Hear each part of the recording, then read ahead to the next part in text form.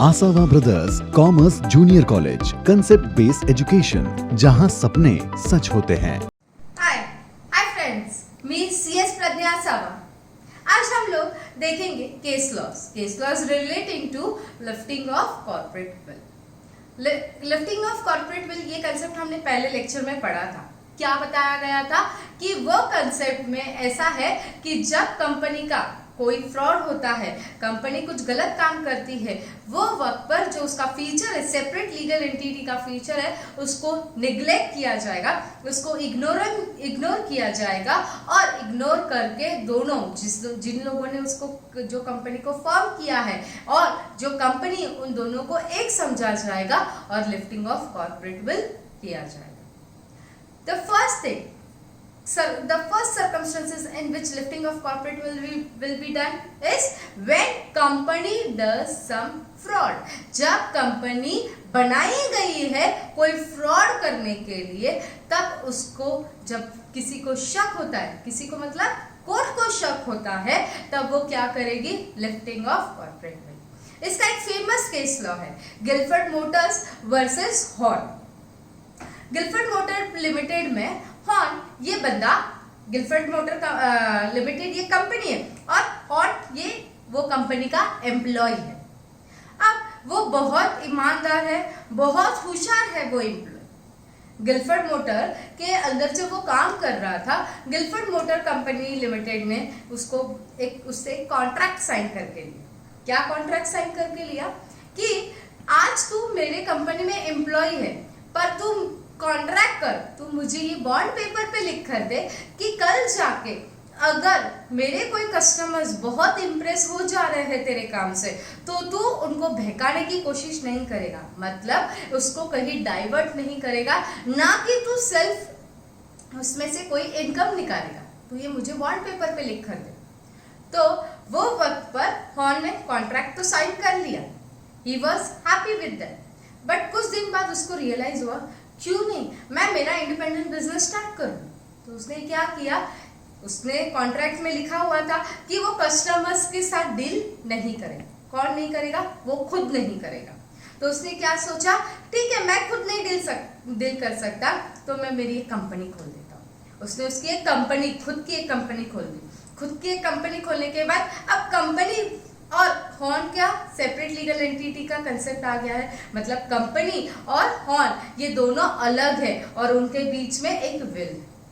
तो हॉर्न क्या करने लग गया, ठीक है बाबा, मैं गिलफर्ड मोटर कंपनी लिमिटेड, उसके कस्टमर को मैं कुछ नहीं करूंगा, बट ये कंपनी तो कर सकती है। तो वो कंपनी के थ्रू वो कस्टमर से कांटेक्ट करने लग गया और वो कांटेक्ट करके उसने गिलफर्ड मोटर के सारे कस्टमर्स को डाइवर्ट कर लिए खुद की कंपनी। मतलब उसने वो कंपनी बनाई ही क्यों थी? फ्रॉड के पर्पज से। उसका फ्रॉड क्या था कि उसको गिलफर्ड मोटर्स कंपनी लिमिटेड के सारे कस्टमर्स अपने खुद के अंदर ले गए।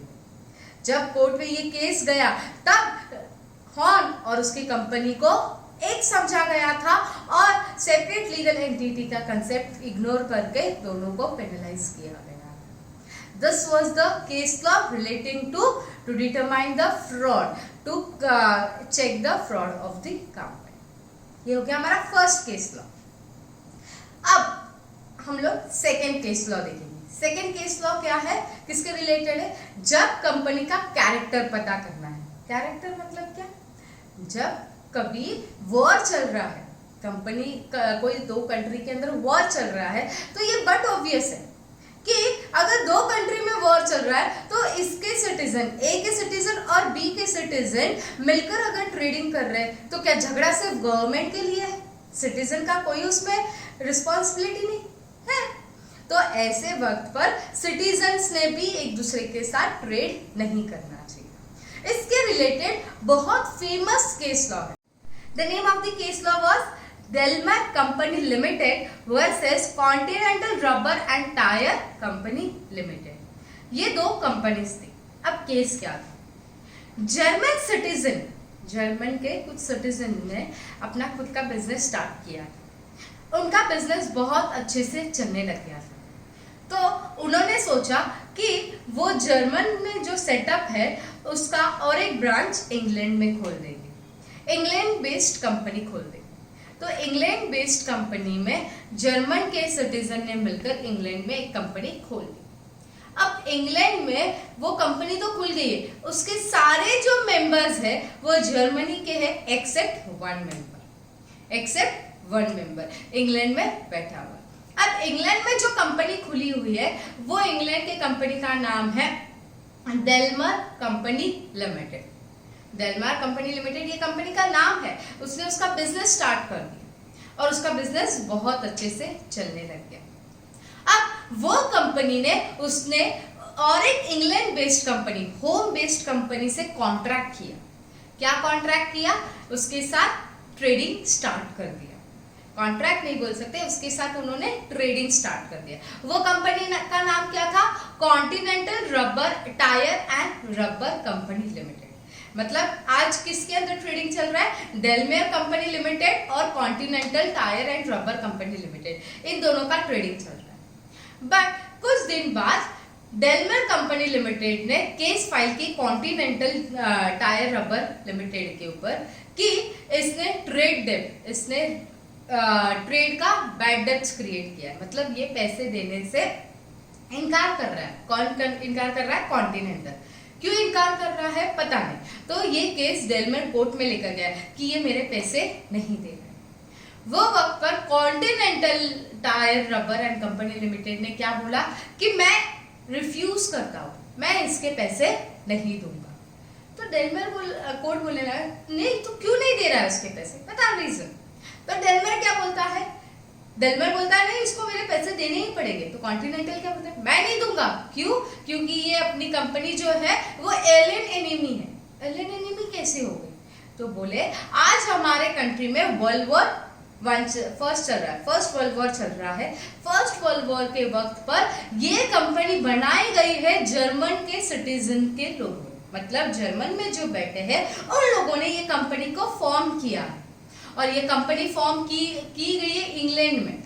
इंग्लैंड में उसका इनकॉर्पोरेशन हुआ भी है, बट उसके मेंबर्स कहाँ बैठे हैं? जर्मन में, जो आज हमारे एलियन एनिमी है। तो उसका मैन्युफैक्चरिंग, उसका रॉ मटेरियल सब कहाँ से आ रहा है? मैन्युफैक्चरिंग यहाँ पे हो रहा है, बट रॉ मटेरियल कहाँ से आ रहा है? पूरा जर्मन से आ रहा है। उसके मेंबर्स कहाँ के हैं? जर्मन के हैं। तो ऐसे वक्त पर ये हमारी एलियन एनिमी है। तो जब ये बात कोर्ट को पता चली तो कोर्ट ने क्या किया? डेलमेर कंपनी लिमिटेड का पर्दाफाश करने की कोशिश की। पर्दाफाश करने की कोशिश की मतलब क्या? लिफ्टिंग ऑफ कॉर्पोरेट विल किया। लिफ्टिंग ऑफ कॉर्पोरेट विल करने के बाद पता चला yes the citizens were of German except one. तो ऐसे वक्त पर वो तो क्या हो गई? उसका कैरेक्टर क्या हो गया? एलियन एनिमी का हो गया। तो ऐसे वक्त पर हम लोग ट्रेड नहीं कर सकते हैं। तो ये ट्रेड नहीं हो सकता था। It was not valid trade, इसीलिए कॉन्टिनेंटल टायर रबर लिमिटेड अपनी केस जीत चुका था। अब इसके आगे के केस लॉस जो है वो हम लोग अगले लेक्चर में देखेंगे, जिसमें हम लोगों को पता चलेगा और सर्कमस्टेंसेस जो क्लियर है, जिसके रिलेटेड केस लॉस बनाई गई। Stay tuned. Thank you.